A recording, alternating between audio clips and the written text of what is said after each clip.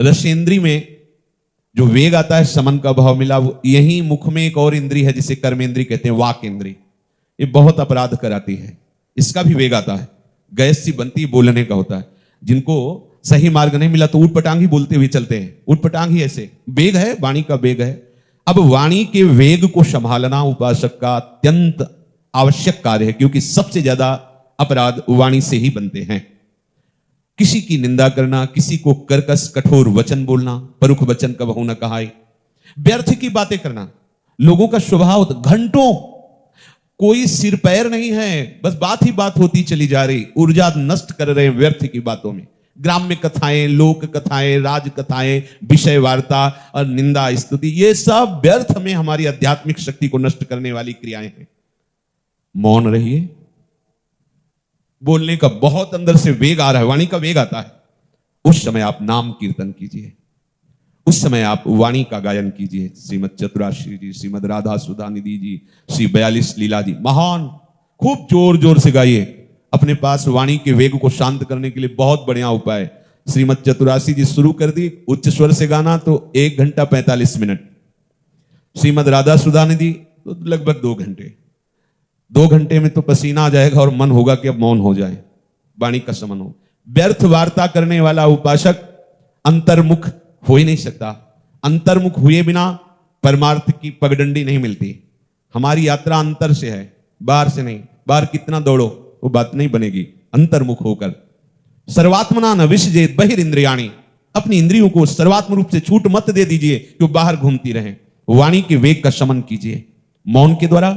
भगवान नाम कीर्तन, भगवत लीला गुणगान, भक्त चरित्रों का गायन, इसके सिवा मौन। अगर ये सत्संग स्वीकार करोगे तो भगवान इसका फल बता रहे हैं। सो अमृतत्वाय कल्पते, वो अमृत पद का अधिकारी हो जाता है, वो अमृत पद पे आरूढ़ हो जाता है। अभी हम मृत को स्वीकार किए हैं। शरीर मृत है, जन्मा है मृत्यु लोक में, इसका नाम मृत्यु है, मृत्यु लोक है। हाँ, यहां सब मृत है, जो देख रहे हो सब मृत है, सबका परिवर्तन होता है। अब हमारी श्रवणेंद्री का वेग आता है। संगीत सुने, अच्छे अच्छे गाने सुने या अनुकूल बातें सुने। हमें श्रवणेंद्री को भी बचाना है पर निंदा श्रवण से, स्वयं की प्रशंसा श्रवण से और विषय की बातें श्रवण करने से। बहुत बड़ा प्रभाव पड़ता है श्रवण का। इसीलिए भक्ति में सबसे पहली भक्ति की गई श्रवणम, कीर्तनम दूसरे में रखा गया है। और शरणागति के लिए उत्साह श्रवणेंद्री से ही होता है। श्रवण सुजस सुनि आयऊं प्रभु भंजन भवभीर, त्राहि त्राहि आरति हरन सरन सुखद रघुवीर।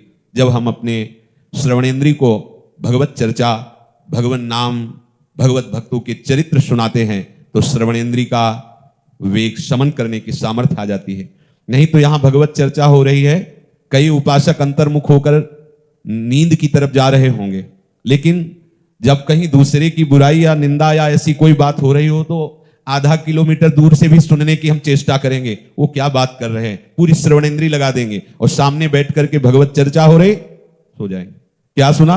बहुत अच्छा था। क्या बहुत अच्छा था? हाँ, बहुत अच्छा था, बस आगे नहीं। आप देख लो इसमें है, क्योंकि बढ़िया समय है सुबह सुबह का और सब शांत है, तो ये आवाज माइक की भी उसको विक्षेप नहीं पहुंचाएगा, सो जाएगा। क्योंकि इस समय भागवतिक वातावरण है तो इंद्रियों को विश्राम मिलता है।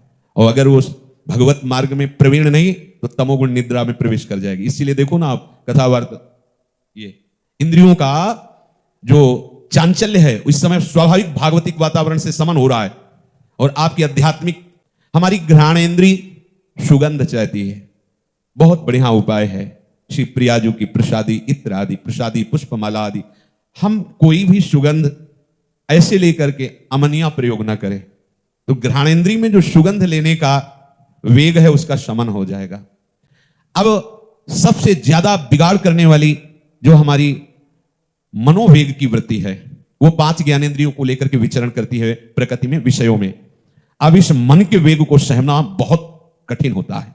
ये जिस इंद्री, किसी एक इंद्री को साथ ले ले तो आपको व्यथित करके अधीन कर लेगा और इसमें कोई देर नहीं लगती। बचाने में देर लगा, लेकिन उस इमरती को देख करके पाने की लालसा और संकल्प ये सब ऐसे ही हो गया, समझ नहीं पाए क्या हो गया। इतनी जल्दी एक इंद्री को वश में किया। नेत्रेंद्री ने देखा, मन ने रसेंद्री को कब्जे करके तुरंत क्रिया करवा ली। बाद में होता है हाय कैसे हो गया।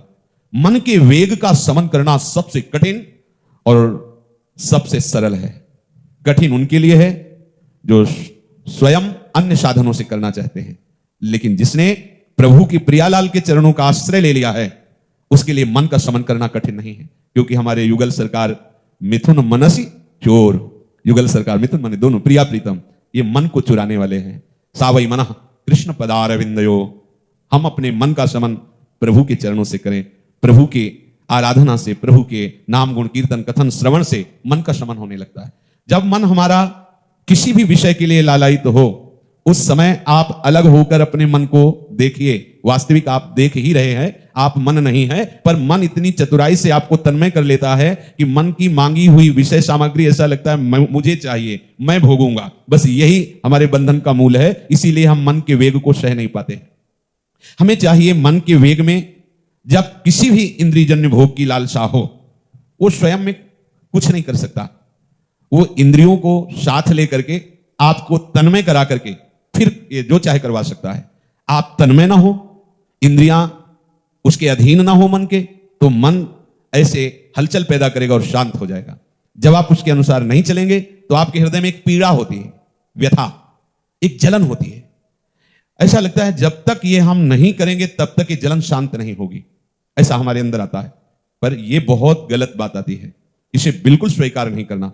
यदि आप उस व्यथा को सह गए तो मन के वेग को सहने वाला महात्मा कहा जाता है।